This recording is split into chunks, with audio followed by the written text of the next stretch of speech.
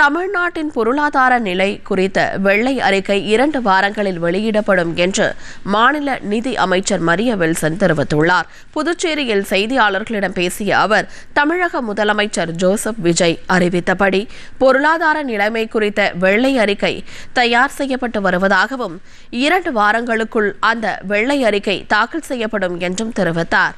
நிதிநிலை குறித்த வெள்ளை அறிக்கை வெளியிடப்பட்ட பின்பு தமிழக பட்ஜெட் கூட்டத்தொடர் விரைவில் கூட்டப்படும் என்றும் அவர் கூறினார்.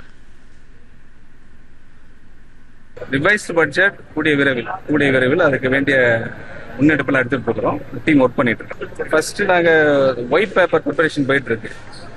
முதலமைச்சர் சொன்ன மாதிரி ஒயிட் பேப்பர் வந்து நம்ம டிஸ்க்ளோஸ் பண்ணணும். ஆக்சுவலா அது அண்டர் ப்ராசஸ்ல இருக்கு. அடுத்த கட்டமாக ரிவைஸ் பட்ஜெட்ல எங்களோட எல்லா உங்களுக்கு கேட்கிற கொஸ்டின்ஸ் எல்லாம் ஆன்சர் ஆகும். Very shortly, another 2 weeks from now.